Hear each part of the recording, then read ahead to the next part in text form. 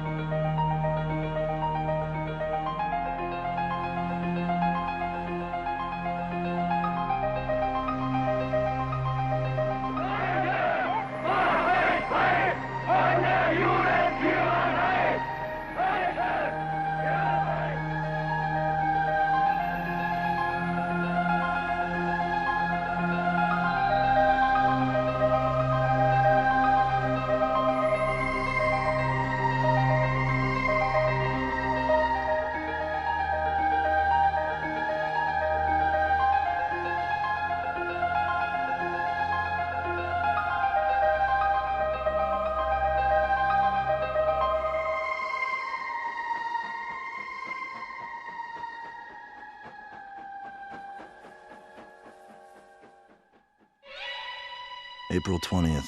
Today's that asshole Hitler's birthday. Saturday, March 7th. When I look at the barbed wire that separates us from the rest of the world, my soul longs for freedom. June 11th. I go on dreaming about survival and about getting fame in order to tell the world. During the Holocaust, teenagers all over Europe recorded their experiences in diaries and journals. The most well-known was Anne Frank, who wrote her diary while hiding from the Nazis. But she wasn't the only one. After the war, other diaries written by young people were found in abandoned hiding places, in the rubble of the concentration camps, and in the safekeeping of trusted friends. The diaries bear witness to an uncommon courage and determination. These young writers refused to quietly disappear. Despite overwhelming obstacles, they made a mark on the world and left a record of their lives during the darkest of times.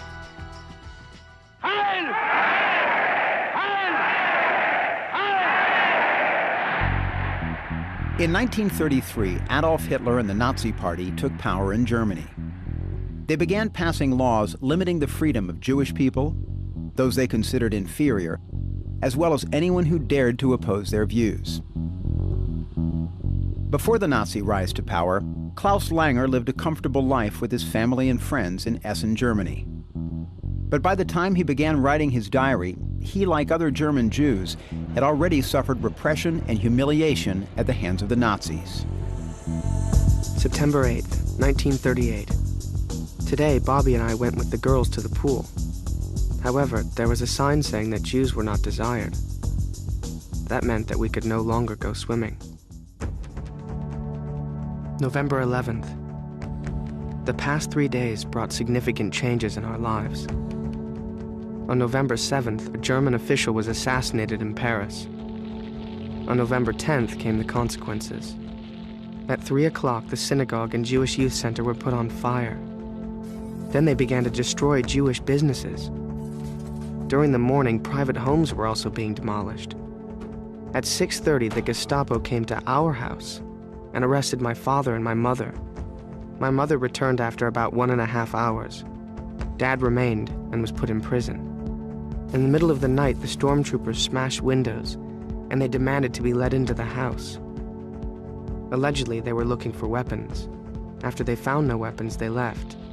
After that, no one was able to go back to sleep. I shall never forget that night.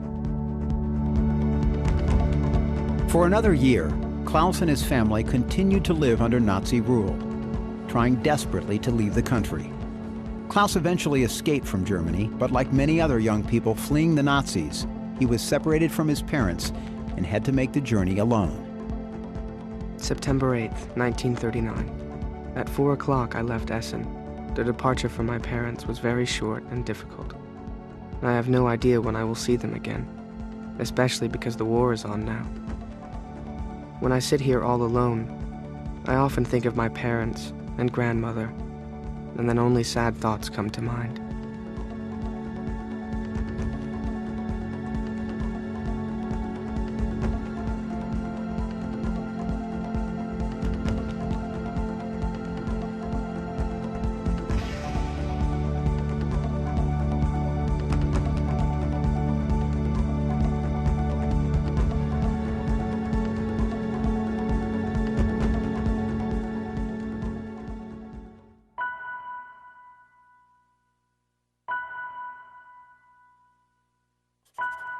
August 27th, 1942. This diary is written from my parents, in the hopes that it will reach them both.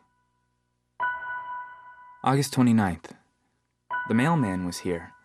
I run to ask if there is something for me. Praise the Lord, a postcard from you telling me that you are together at Vernet.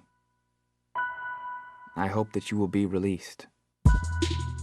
Peter Feigl, an Austrian Jewish teenager, was also separated from his parents during the Holocaust.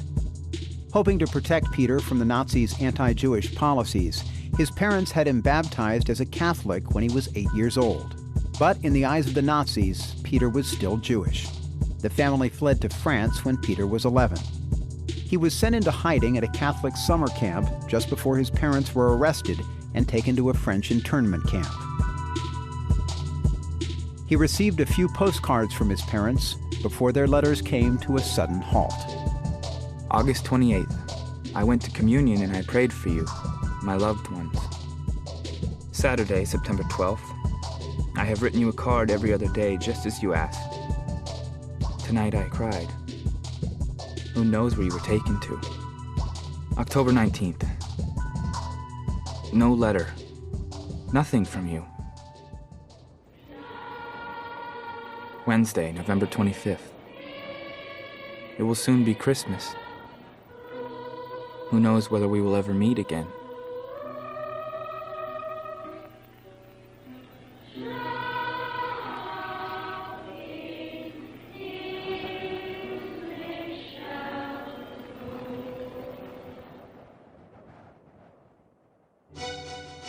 Peter managed to evade deportation for almost 2 years. He was aided by Christian organizations that defied Nazi law in order to protect Jewish children. In May 1944, he and a group of young people attempted to escape on foot from France into Switzerland. Monday, May 22nd, 1944. At 12 p.m., I jump off the running train. The guides tell us to hide in a grass field. Cops go by. At 1 p.m., we are marching along a road. There's a young kid who's screaming, and the guides are furious. We go through the woods. We see the border. No Krauts, no French. We lie flat on the ground. It rained, and we're soaking wet. The signal for us. On the run, we get near to the barbed wires.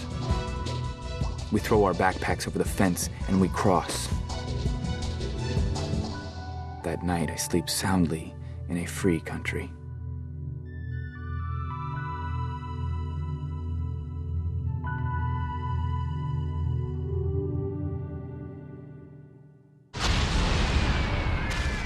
June 3rd, 1940. The war now becomes personal and more real from day to day. I am not afraid of the bombings. I cannot imagine that something would fall on my head. Paris is probably well defended. Elizabeth Kaufman was a talented young art student who fled her native Austria with her family, seeking refuge from Nazi persecution. They settled in Paris, where they found temporary safety as refugees. But when Germany invaded Poland in September 1939, starting World War II, the Kaufmans again found themselves in danger. Amid the upheaval of war, the French began imprisoning enemy aliens in internment camps. As Austrians, Elizabeth's father and brother were among those sent away. March 12th, 1940. Permission to visit Peter at the internment camp has been rejected. It is unbelievable. It is horrible to be confined for 7 months in a limited space behind barbed wire without having committed any crime. 10 months later, the German army prepared its attack on France. Many tried desperately to flee, including Elizabeth and her mother. June 10th. The newspapers have stopped. All the world is leaving Paris. The streets are filled with refugees. June 11th. Tomorrow, Mother and I will leave Paris. I asked myself for how long. Forever, or will it be for only a short time? June 13th. Yesterday, after we had become quite tired from walking, I found a car whose driver was willing to take my mother. I showed Mother the car, pushed her to make her go faster, and then climbed on my bike and rode away. At the last minute, I remembered that I had no idea where the car was going, and when I yelled and asked, the driver had only time to yell back, Saint-Remy. As I approached Saint-Remy, I had no idea how in this chaos of cars and people I could find my mother again. After 1 hour, Mother still had not come, and I started to worry. Then it began to rain. A third hour passed. I became increasingly afraid and anxious. It was already 7, then 8, then 9 o'clock. It got later and later and wetter. Suddenly, I saw Mother getting out of a car. I ran to her. June 14th, Chart. The town square. I went around and asked for a seat for Mother. It was useless. Mother said I should ride ahead and she would continue to look for a ride. A gray, wet morning. A city is leaving, a city in flight. The Germans are coming. The Germans quickly overran France, and by June 14th, the defeat of France was official. Luckily, Elizabeth and her family were reunited and were able to emigrate to the United States in early 1942. By that time, the Germans, in collaboration with French officials, had already begun sending Jews to their deaths at the Auschwitz-Birkenau killing center. Elizabeth's brother Peter returned to France as a soldier in the American Army. He lost his life in battle at the age of 24, fighting the Germans.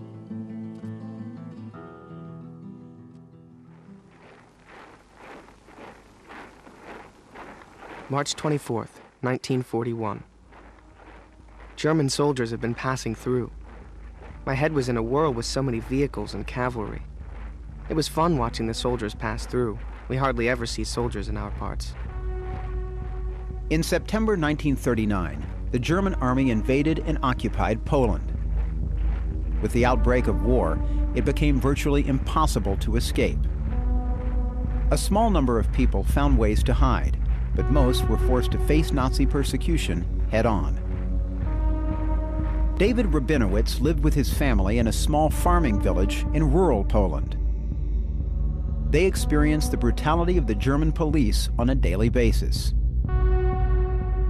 He and all his friends and neighbors lived in a constant state of fear. June 17. A man said we must hide all our valuables because the German police would be back. There was a terrible panic in the village, as if bandits were coming. And then they came. When they were near to our house, I thought my heart would jump out. November 1st. Today, notices were put up in Kielce that anyone who goes in and out of the Jewish quarter will receive the death penalty. December 12th. Early this morning, the German police came. As they were driving along the highway, they met a Jew who was going out of town, and they immediately shot him for no reason. Then they drove on and shot a Jewish woman, again for no reason. So 2 victims have perished for absolutely no reason at all. All the way home, I was very frightened. December 26th. An order has come that Jews were to hand over all furs, and whoever they found with any furs would receive the death penalty. December 28th. 5 Jews killed by the German police because someone had reported them for hiding furs. The German police ordered them to be buried in a hole in their own yard. They were a father, 3 sons, and a daughter. such an unhappy fate. January 19th. The village constable ordered us to go and shovel snow right away. He took us right up the hill where the worst frost and driving snow was, and we had to work until sunset. We were weeping with cold. Not until evening did he release us, saying we had to report for work the next morning. February 12th. The village constable came up and began putting up a caricature of the Jews. The heading of the notice reads, "The Jew is a cheat, your only enemy." Some people came along and their laughter gave me a headache. March 19th. Today there have been rumors circulating that on Sunday, 6 squads of Polish police are coming, plus the German police. Everyone goes around frightened, wondering where he can hide. We waited in great fear for some terrible moment. What, we didn't know. I kept on going out of the house. It was so quiet. It was as if everyone had died. Only the German police kept walking up and down.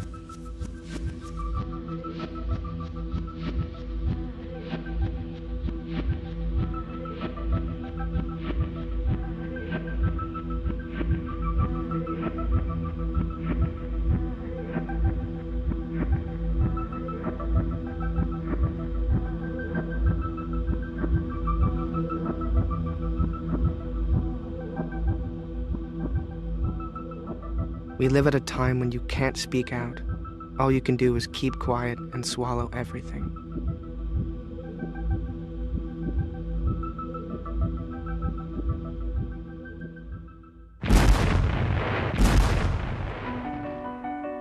It is Sunday, the 21st of June, 1941. A beautiful summer day. Our cheerful conversation was interrupted by the howling of a siren. Bombs are bursting all over the city. It is war. They have forced a war upon us. And so we shall retaliate and strike until we smash the aggressor. Yitzhak Rudashevsky, a serious, thoughtful student, lived at home in Vilna, Lithuania, with his parents and grandmother. Then, in the summer of 1941, the German army invaded his country and marched through the streets of Vilna. It's hard to comprehend that everything has actually come to a dead stop. The school is sealed up. The German army is marching, a black mirage of tanks, motorcycles, machines. Jews are humiliated and exploited. I stand at the window and feel a sense of rage. We are exposed to mockery, humiliation. The mood becomes worse from day to day. The 8th of July. The decree was issued that the Vilna population must put on badges front and back, a yellow circle, and inside it the letter J. For a long time I could not put on the badge. I was ashamed to peer in them on the street, not because it would be noticed I am a Jew, but because I was ashamed of what they were doing to us. I was ashamed of our helplessness. In Vilna, as throughout Europe, the Nazis rounded up the Jews and forced them into makeshift ghettos for months and years on end.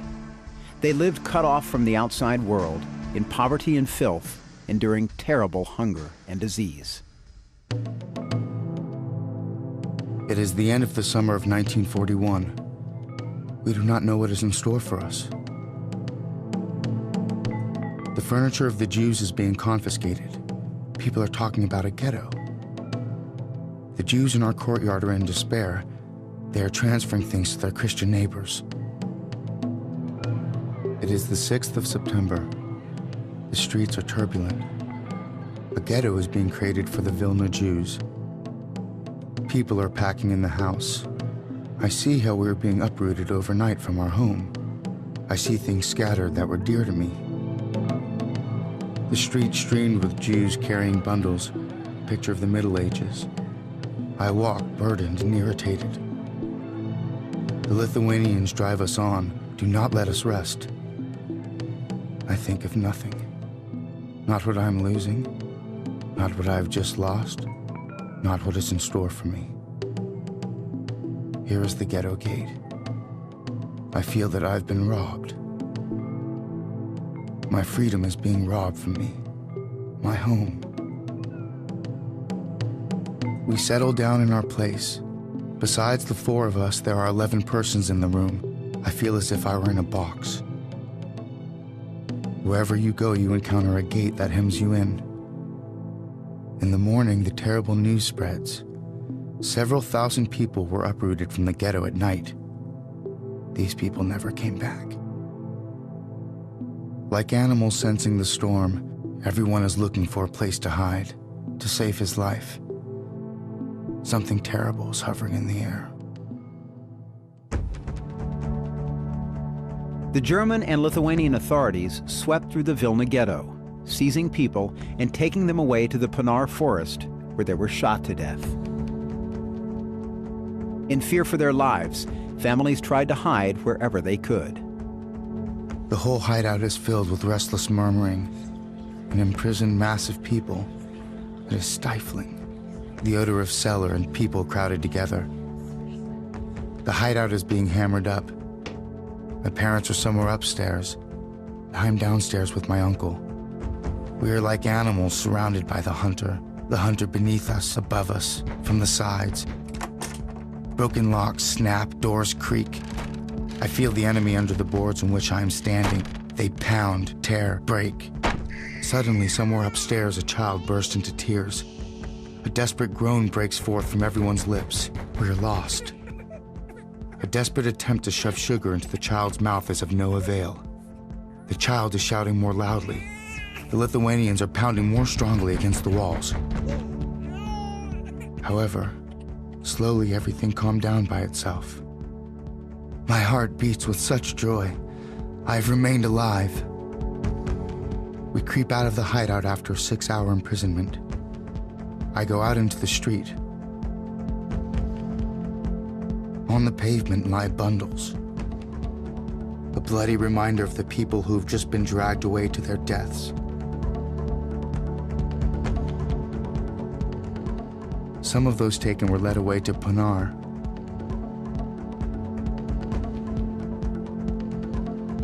Pinar is a slaughterhouse for thousands of Jews.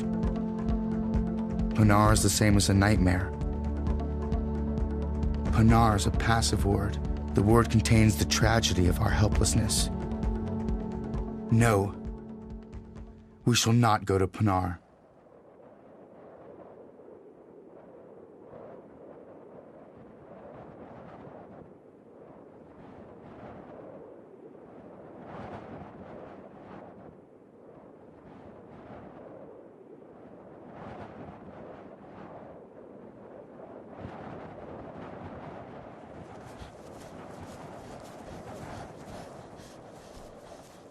Yitzhak's cousin Sora escaped the firing squad and fled into the forest. She joined a group of fighters called partisans, who hid in the woods and attacked the Nazis at every opportunity. After the war, Sora returned to Vilna and found Yitzhak's diary in the family's hiding place. It was published in English in 1973. It dawned on me that today is my birthday. Today I do not feel the slightest despair, and I live confident in the future. I am not conflicted about it and see before me sun and sun and sun.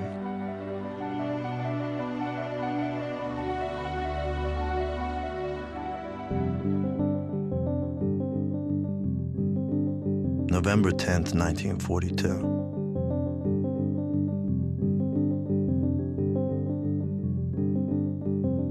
Father has obtained a new position in the ghetto. He's become the conductor of the Jewish policemen's chorus now being formed. Sounds like a bad dream. The Jews in the ghetto, people condemned to death, future daisy pushers, these are the ones who are to create a chorus in the ghetto. Why? To amuse the embittered public? For whom? For the Germans? During the summer of 1941, Ilya Gerber and his family were forced into the Kovno ghetto in Lithuania, together with 30,000 other Jews. Ilya's father was a respected music teacher and conductor. He was friendly with powerful people inside the ghetto who could make life a little easier for the family. Still, Ilya's account of his years inside the sealed ghetto walls is grim. The became known that bringing food into the ghetto is permitted only until the 26th of this month. After the 26th, you will not be able to carry into the ghetto even 1 gram of food. What has been taking place in the ghetto in the past few days is hard to describe. People struggled and fought at the ghetto gate. Everyone wanted to slip a food parcel in order not to starve, to be able to provide for later, for hard times. And yesterday was the same, only worse. The shoving was horrendous. The last day of being able to bring anything home for the family turned everyone into an animal. November 15th. An assassination was attempted against a ghetto commandant. A certain watchmaker named Mek tried to crawl through the fence with a package. The commandant noticed Mek and wanted to detain him. Mek shot at him but missed. We all wondered, a Jew should have a weapon on him? November 18th. Mek will be hanged today. There arrived many big shots in taxis, on horseback, on motorcycles, and on foot. They came with one object: to see the Jew hanging.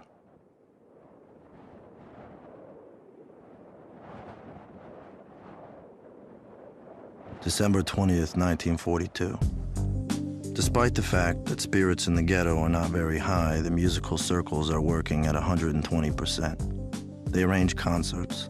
Even the German commandant came together with the Lithuanian one. They liked the concert a lot and applauded a great deal.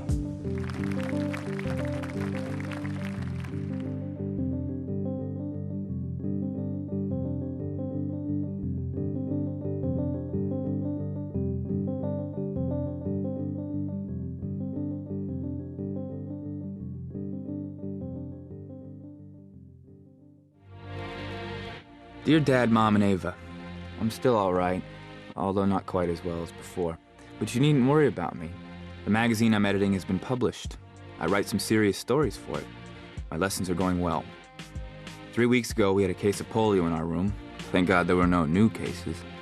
Love from your Peter. P.S. Send me a book on sociology. In 1942, Peter Ginz was separated from his family and deported from his home in Prague to the Terezín ghetto. There he lived in a large barracks with a group of boys his own age, where, as in other ghettos, they studied in secret. Peter defied the harshness of his surroundings with his creative and intellectual pursuits. He particularly enjoyed writing and editing an underground magazine called Vedem. Plan for November 1943. Get to know perfectly a brief history of humankind. Report for November. Bookbinding. Lino cut. A medieval mythological ship. Have read Plato's Euthyphro, Credo, Apology of Socrates, part of Phaedo. I couldn't do more because of unsettled conditions at the end of the month. German visits and call-ups to do labor. The call-ups for labor were in fact deportations to the death camp at Auschwitz-Birkenau. Though everyone feared the worst, few knew the horrifying details of life in the camps. Plans for December. Finish reading Plato, devote more time to drawing, continue bookbinding. Report for December. The beginning of the month, transports to Birkenau. Great chaos. Plans for January 1944. Do more writing and drawing, not just capturing other people's thoughts. February 8th. I'm wondering what my family is doing in Prague. I can't even remember Ava's face properly anymore. Peter's mother was born Catholic, but he and his sister Ava grew up in a traditional Jewish home. According to the Nazis, Peter and Ava were considered Mischlinge, children of a mixed marriage. In May 1944, 2 years after Peter's deportation, Ava was also sent to the Terezín ghetto. Report, May 1944. Ava arrived. June 24th. On Wednesday, it will have been 6 weeks since I first arrived here. We came by train. They took us to the Hamburg barracks where we were held locked up for 3 days.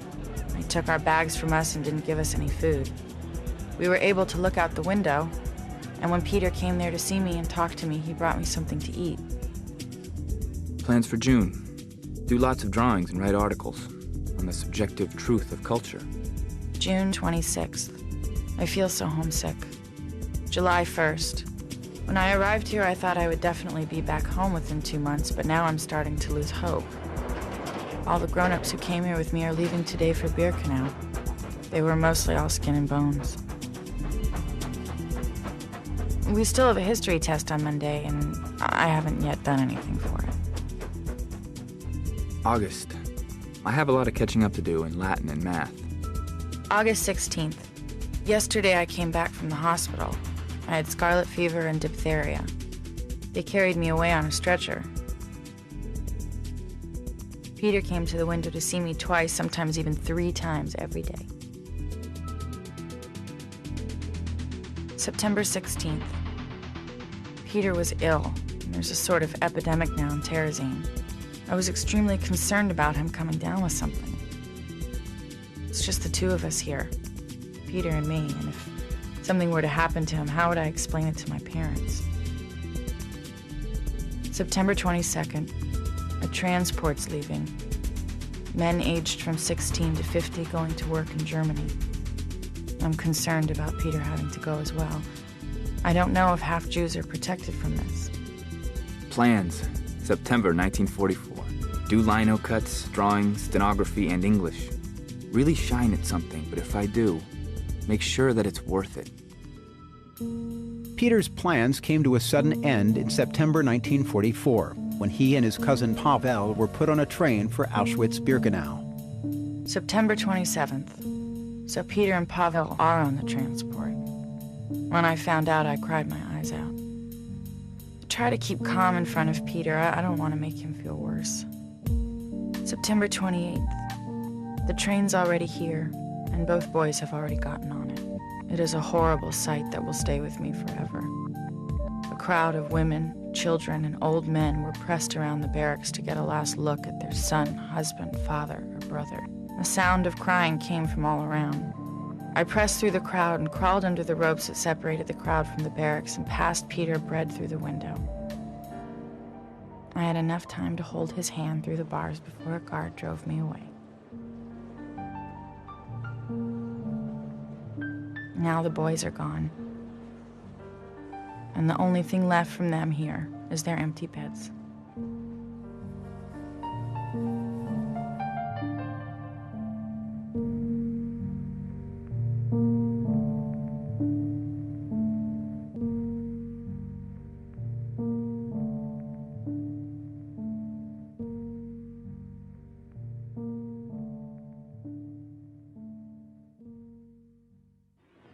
Wenn es dem internationalen Finanzjudentum in und außerhalb Europas gelingen sollte, die Völker noch einmal in einen Weltkrieg zu stürzen, dann wird das Ergebnis nicht die Bolschewisierung der Erde und damit der Sieg des Judentums sein, sondern die Vernichtung der jüdischen Rasse in Europa.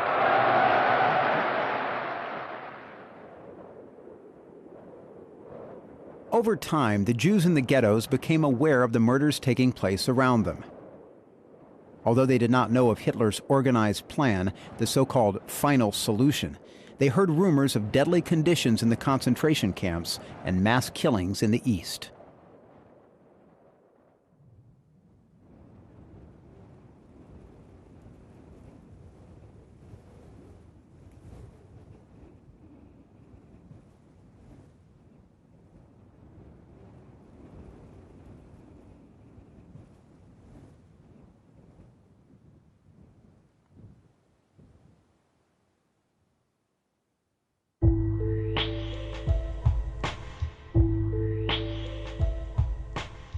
Monday, March 16th. Hundreds of Jews may die for one word the Germans don't like. Our life is so tragic, so degraded. They treat us worse than pigs. I have to restrain myself in order not to shout some insults. You have to be quiet, although your heart is breaking. The ghetto in Lodz, Poland was sealed in May 1940, completely segregating the Jews from the surrounding non-Jewish population. For this reason, it was almost impossible to smuggle food, supplies, and medicine into the ghetto. Living only on meager food rations supplied by the Germans, Jews in the Lodz ghetto suffered terribly from hunger, starvation, and death due to malnutrition. a teenage girl recorded her daily anguish in her diary. She did not sign her name, so her identity remains unknown to this day. People are in a state of panic, and this hunger, a struggle against death from starvation. Life is terrible. Living conditions are abominable, and there's no food. Friday, February 24th, 1942.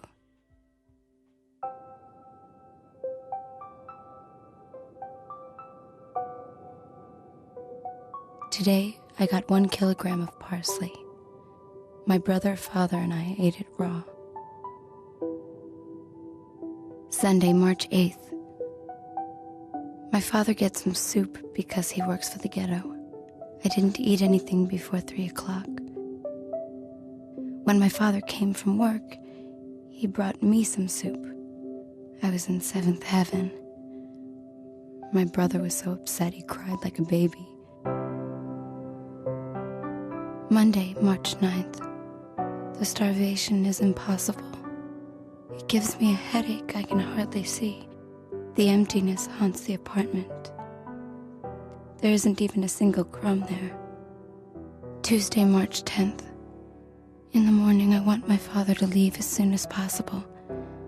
Then I jump from the bed and consume all the bread my mom has left for me the entire day. My God, what has happened to me?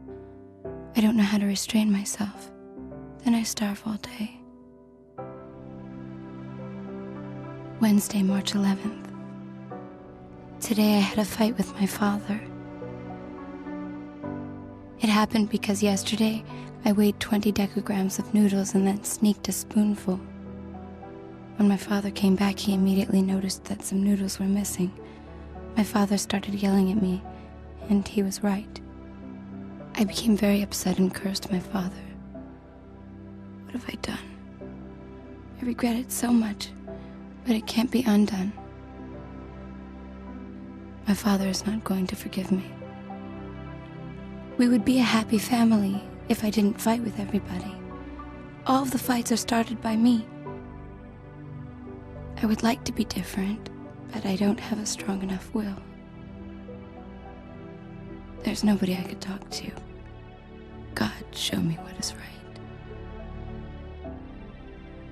Friday, March 13th.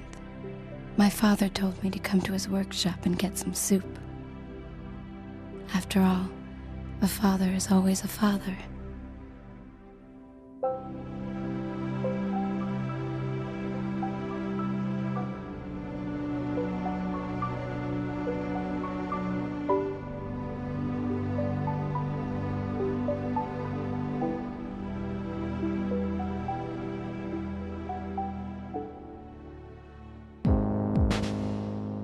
Tuesday, July 15th, 1942.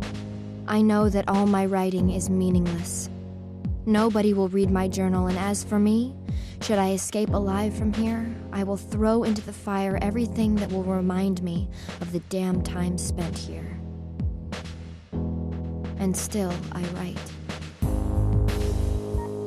In Romania during World War II, the country's fascist government undertook a program of persecution and genocide of its own Jewish population. As a result, hundreds of thousands of Romanian Jews were killed.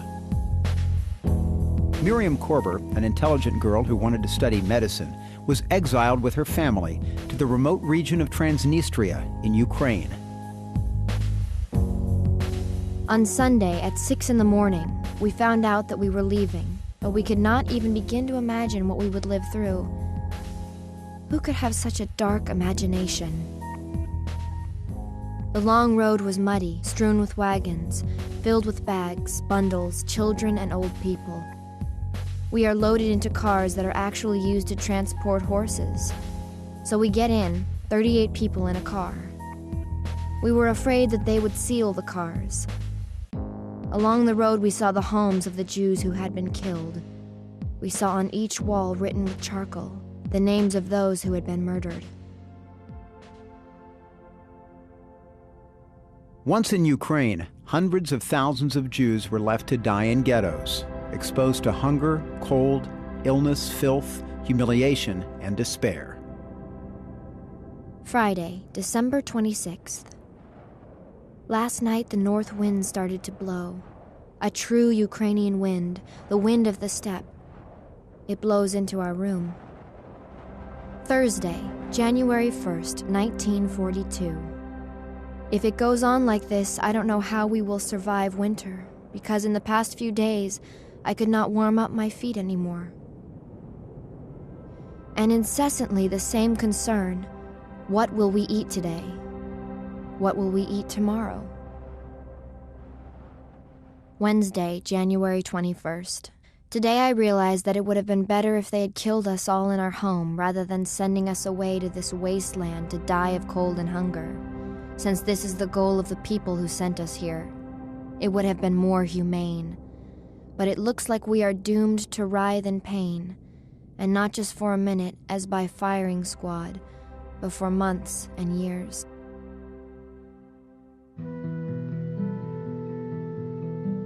Saturday, July 4th. There are terrible stories about the brutal ways in which thousands of Jews were killed in the villages and towns.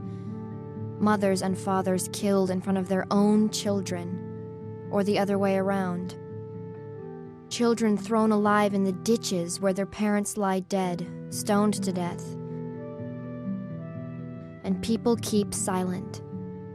They keep silent in front of only one man, an evil genius who terrorizes an entire world.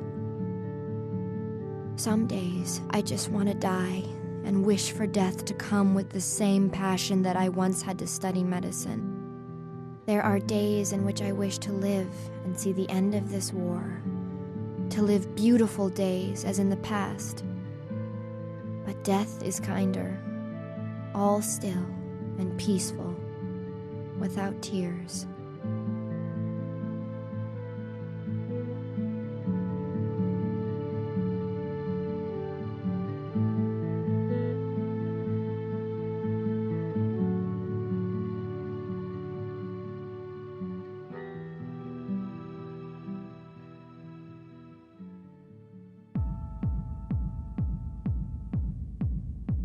January 3rd, 1942. At the fresh grave of my peers, I dream about such trivial things. Plays and movies are a dream. Today is very sad. Tomorrow is unknown. In 1941, the German army occupied Elsa Binder's hometown of Stanisławów, Poland. Repressions, terror, and executions followed swiftly. On October 12, 1941, a massacre of more than 10,000 Jews took place. Many of Elsa's friends were killed in this massacre. She wrote about them in her diary. Her words provide a eulogy for millions of young people killed during the Holocaust. January 12th, 1942.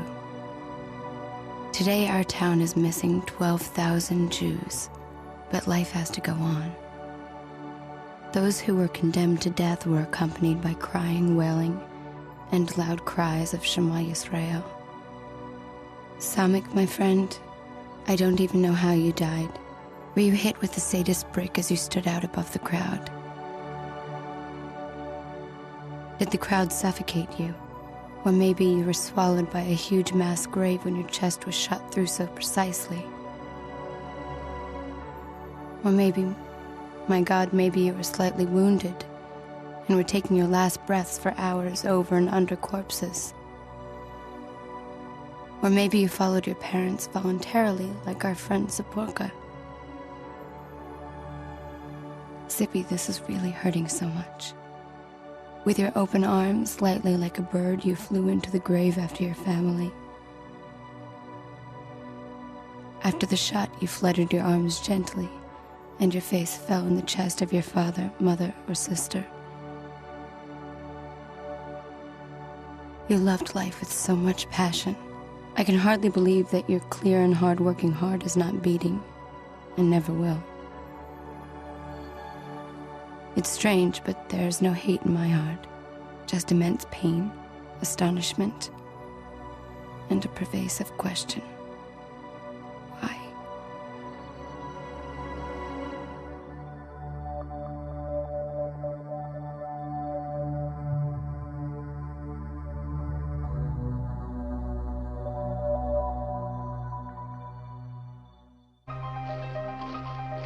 On April 30th, 1945, facing total defeat, Hitler took his own life.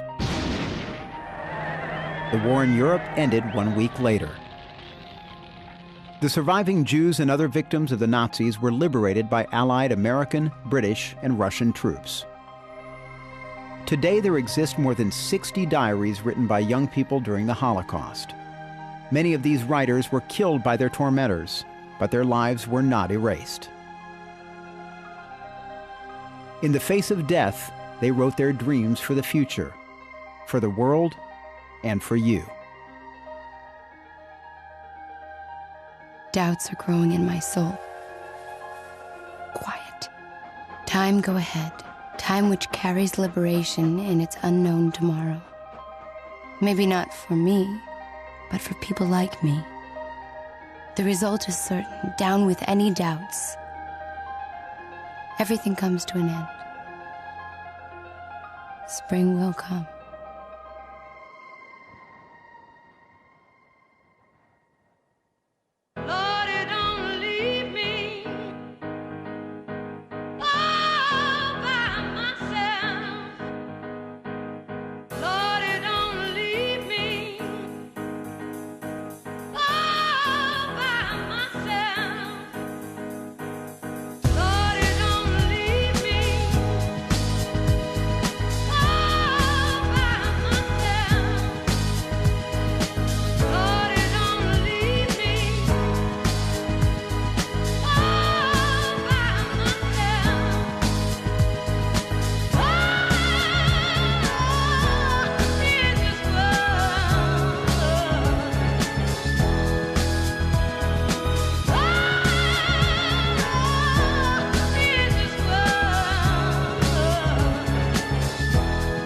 The Holocaust didn't happen very long ago.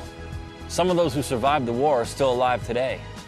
They share their personal stories of the Holocaust so that we'll never let genocide happen again. But it has happened in Cambodia, Rwanda, Bosnia, and now in the Sudan. What can we do about it?